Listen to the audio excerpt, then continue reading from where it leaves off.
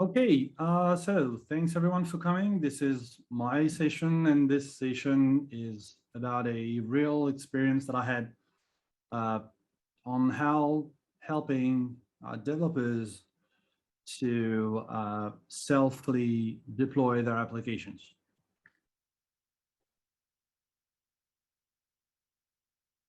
So my name is Rashid Zawadi. I'm a freelance cloud architect. I'm helping companies striving to move to the clouds using Kubernetes, Docker, Terraforms, and other technologies.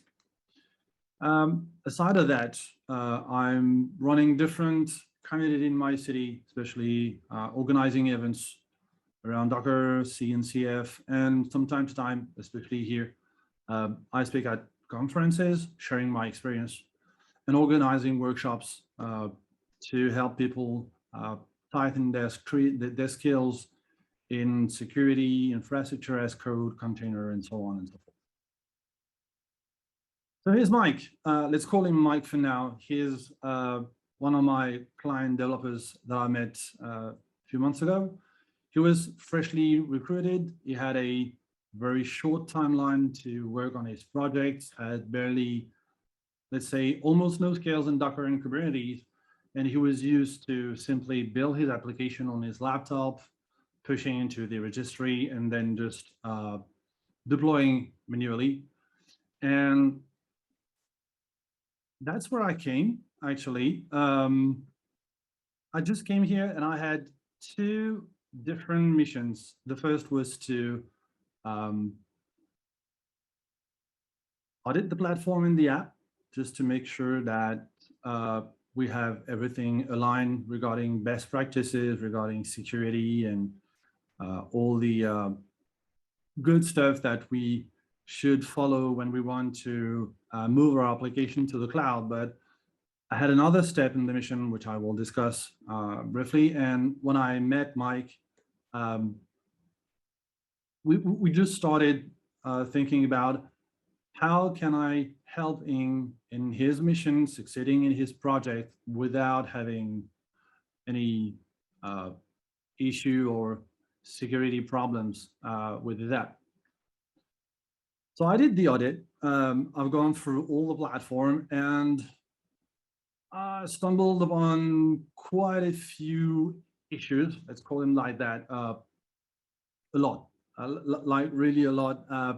The cluster was built manually without, well, just let's say using the plain kubespray recipe, and just there we are, and boom, the cluster is up, and there we go. It was obviously a bad thing, and I used a Kubebench here to have an overview of the situation of this cluster to see where I should focus first to help making things better. Because what we discovered is we had big issues with this cluster. What we discovered that there was no RBAC anywhere in the cluster. APIs were publicly accessible. There were no external authentication mechanism deployed. Secrets were stored in Kubernetes.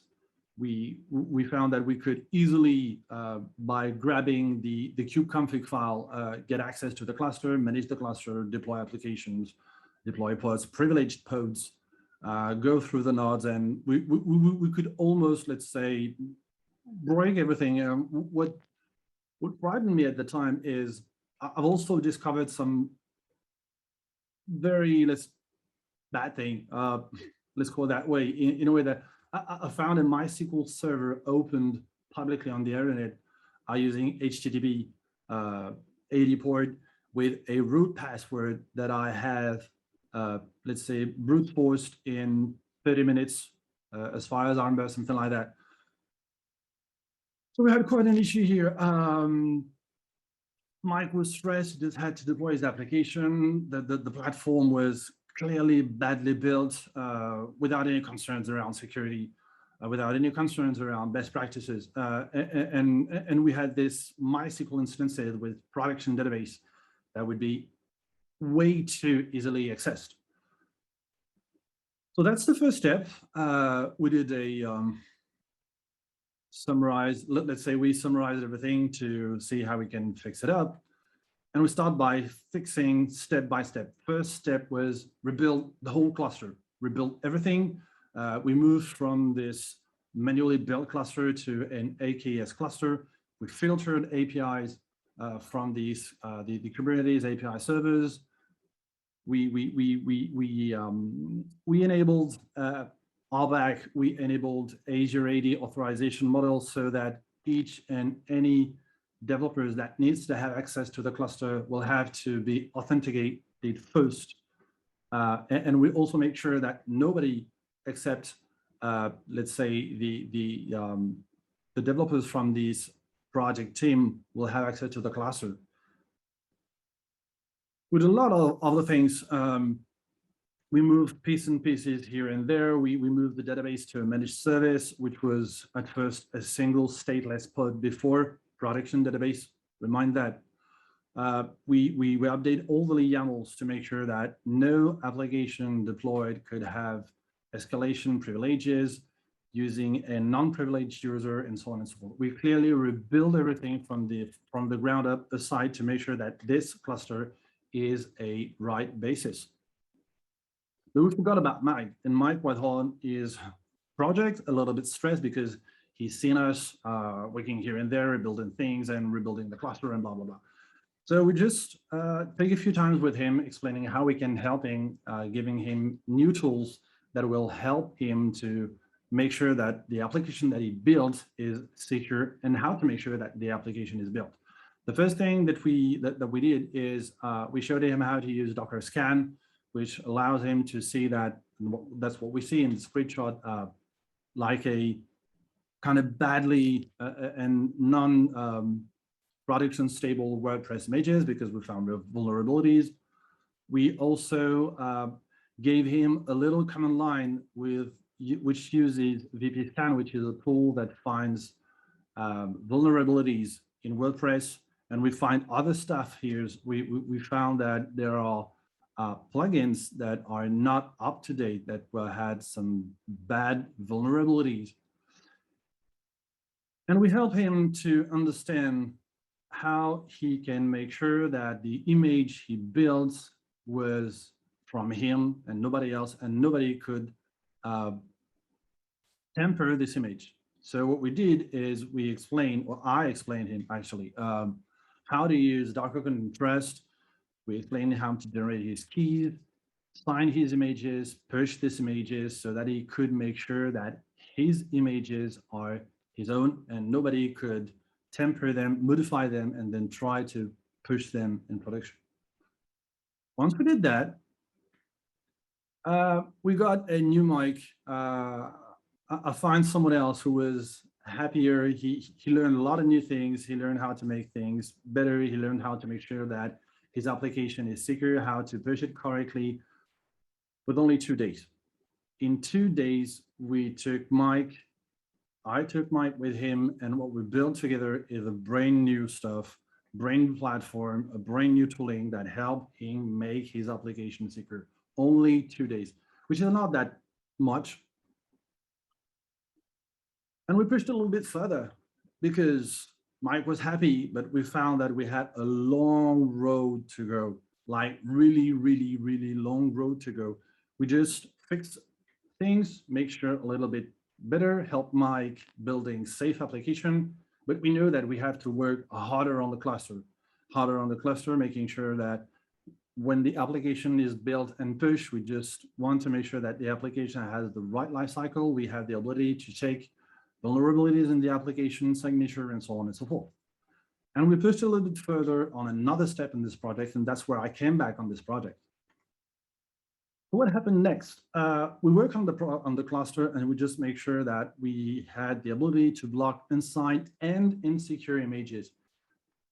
Signed images can still have vulnerabilities, and we wanted to make sure that we could not deploy unsigned and insecure images. We used a tool called Connaisseur, which is obviously a French word, actually. And this tool helps us to make sure that images that Mike builds are the only one that are allowed in the cluster. But Connoisseur is one of the few tools that we assessed, and we chose him especially because he has the ability to use Notary, which is the default one, Sigstore, and the upcoming Notary V2, which should be coming, I think, by the end of the year. We used another admission controller now, and we wanted to make sure that we have the ability to take vulnerabilities in running images. Okay, Mike has the ability to push secure images at once at a time. But we wanted to make sure that the running application is still secure. And if it's not the case, then we wanted to have notification that this running container in his pod has new vulnerabilities that has been discovered. And that's where Anchor comes in. We use the admission controller that help us in this topic. And by using Connoisseur and Anchor, we just make sure that no unsigned and insecure images could run in this brand new cluster. What we built also is a new CI/CD pipeline. We rebuilt everything in Azure DevOps, like from the ground up. We built a new workflow that makes sure, and that's what you have on the screen here, that there's strictly no way to push images that has vulnerabilities, that has a bad code quality, that has issues in automated testing. And this took us something close to 2-3 weeks to rebuild everything all together. And when we build that, we give the ability to Mike to not deploy from his machine, but from the CI/CD system. Mike commits his code going through the automated pipeline, and then he just had to push notification to the lead developer to merge a pull request, and that's it. Everything else is fully automated, and by that, we just make sure that no issues could go to this production cluster. So finally, dreams can come true. We had new Mike. We had the ability in 2 months, only 2 months, to go from Mike has the ability to push safe and signed images to Mike has the ability to push signed and safe images into a brand new secure cluster with the ability to verify the lifecycle of the application, with the ability to detect and notify if anything goes wrong in the cluster. Only 2 months for this project. So yes, dreams come true, and in safely deploying application is definitely not a dream. In 3 months, you can easily achieve that by choosing the right mechanism, the tooling, and as you can see, making things step by step on your project. So what happens next? A lot of things. We have a lot of things on our plate. Infrastructure as code end-to-end testing with different tools that you have here. We want to make sure that each and every time we are pushing update to the cluster, we have the ability to check before that nothing breaks using kubepug. The client asks about rising higher the security of the cluster. So we have assessed sneak integration, secure code bugs. We are working on chaos engineering to test the stability on the platform. We have a lot of things. Those stuff are not necessarily mandatory, but we really wanted to go a little further to add more security, to add more tooling that allow Mike and all the dev teams to make sure that, yes, everything is safe and secure, and they simply just don't need to keep their eyes on the cluster and keep their eyes on the running application. A few tips and tricks here. So once that we decided to rebuild the whole CI/CD, we wanted to make sure that all the pipeline are agnostic and dynamic, using private runner pools, either in Azure DevOps than in other tools, to make sure that this is our own runner with our own configuration. We don't have to follow some queue somewhere that gives us 10 minutes to wait before the pipelines runs and so on and so forth. We just wanted to make sure that we have our own infrastructure, we have our own CI/CD, and working on the pipeline to make them fully agnostic and fully dynamic. So we used libraries in Azure DevOps by using this replace token. This is the example that you have here. We highly leverage these pipelines to make things, let's say, object-oriented.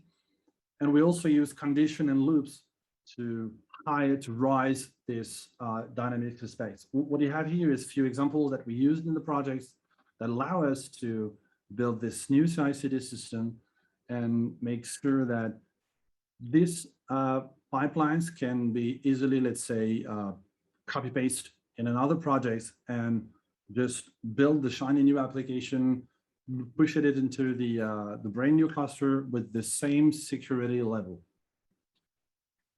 If you're onto GitLab, I have a few tricks and tricks for you. The first one is GitLab allows you to use variables groups, which are quite the same as the Azure DevOps libraries, and connected it to HashiCorp Vault. You have the ability now to do the whole security process and asking HashiCorp Vault through GitLab and the runner for the sensitive information that your pipeline needs to deploy the application.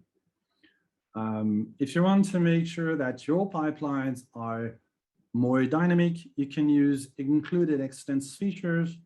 Includes is more about extending or including, other steps in the pipeline that you build. The extends here are more to modify a pipeline stage or extend a pipeline stage. The example that you have here extends the build stage to activate the build kit builder that is, in our case here, by default, not available.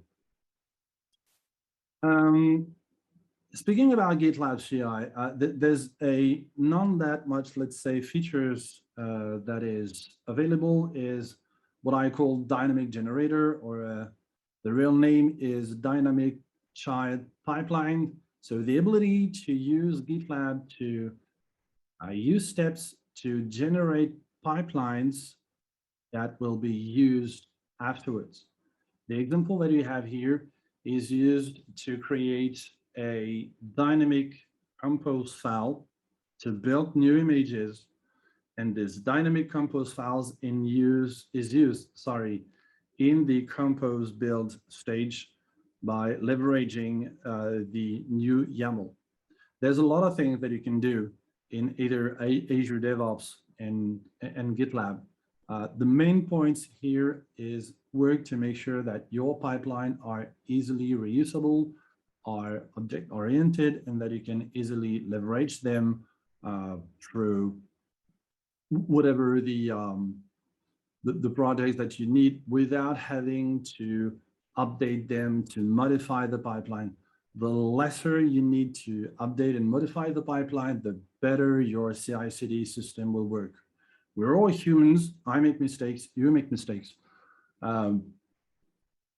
If you have your pipeline hard-coded, then one day or a day or another, you will make mistakes. So all of these tips and tricks are here to really help you making things better, making things dynamic and highly reusable.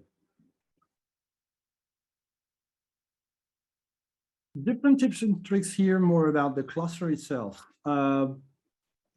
Lock the API, I said that before. Ideally, go for a full private cluster without having your API server endpoint available publicly. Test your cluster. There's a lot of tools. Kubescape, is one of them. You can use KubeBench, KubeHunter. You can use KubeStriker. There's a lot of tools that help you to assess the security level of your cluster. Kubescape in this case is quite easy to use. You just have to write a few configuration files, which is quite easy, and just fire up the tool, and it will assess cluster regarding all the best practices that are available. Prepare your cluster for upgrades. this is another step that we worked a lot with Mike and his team. We wanted to make sure that if they are planning to update the cluster, they don't see breakage, they don't have to, let's say, in emergency, rewrite YAMLs. So we used two tools here, kubepug, which allows us to test uh, different API server specification regarding the one that runs. And we used kubescore that help us to say, okay, the new cluster that you're building is having this issue, and this issue, or what we had in quite a few times, the new cluster has the same security level as the one that you built before. But you can go a little bit further again to push harder into security. What we're missing here is application lifecycle, how we can detect that your application has its own behavior changed. There's one tool, open source tool that exists here, which is Falco from Sysdig. And Falco has the ability to go through your Kubernetes audit logs. And by writing rules, it will then detect let's say, correct behavior of your application and allow you to trigger alerts using different mechanisms, Slack, Teams, and so on and so forth, SMS, and so on and so forth. Falco is really one of the few tools that will really help you in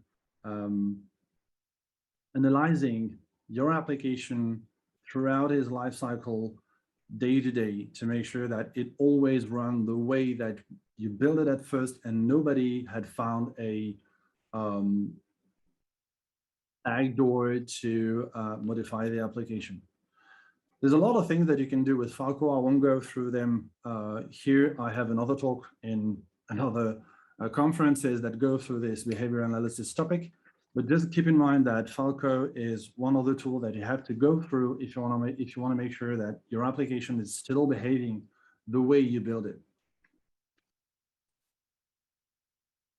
And the last one, and probably one of the very interesting one, this is the one that I showed to Mike when we worked together, is Docker Desktop Dev Environment, which is in preview for now, so not GA.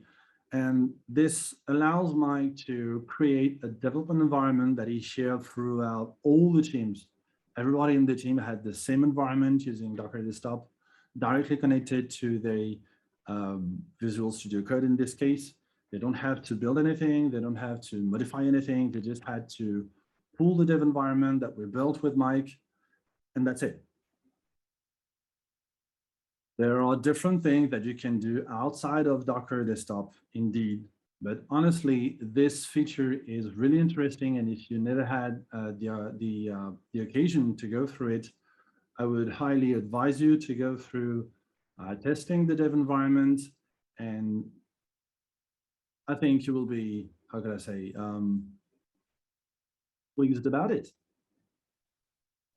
So where are we now? We have almost finished. I just have one last tool that I want to speak about.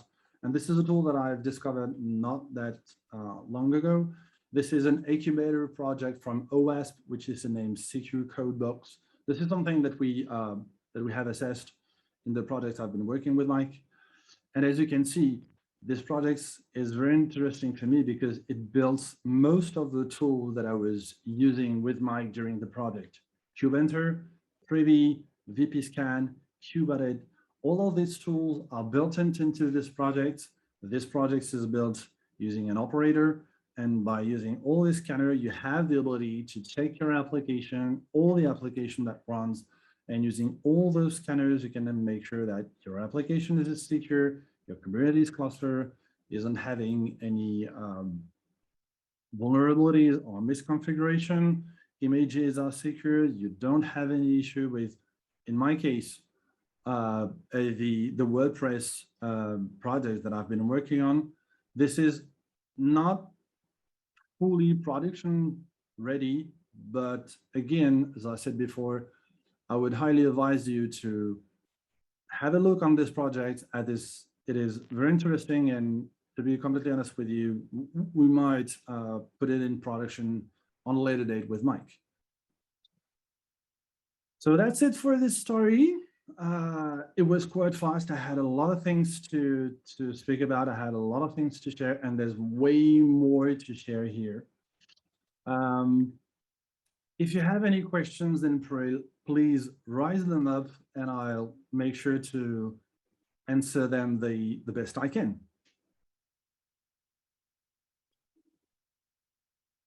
Anybody with a question? We have, I think, Stefan. If you just want to raise your voice. If you have any questions, just feel free to unmute yourself. Everyone is muted by default.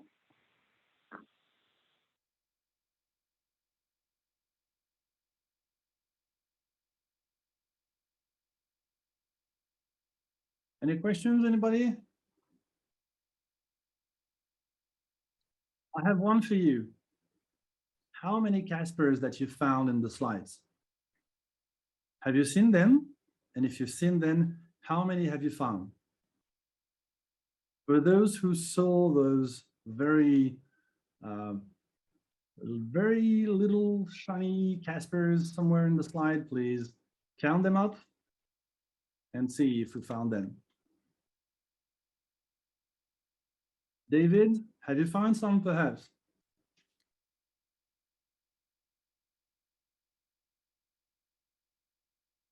Let me show you one of them. You got one. There we go. You got one here. You have 16 very little Casper that I spread across the slides. Casper is the security guy here, and he helped us a lot in this project. If you don't have any questions, thanks a lot for coming for this talk. I hope you really enjoyed it. And if you have any questions afterwards, then please reach me out. You have my email, you have my Twitter, you have my website. Don't hesitate to reach me out, and I'll make sure to answer any questions. For David, the slide deck will be available, I think, in the very next few days on the VMware platform, or I'll push them in LinkedIn, Twitter, and all these social networks.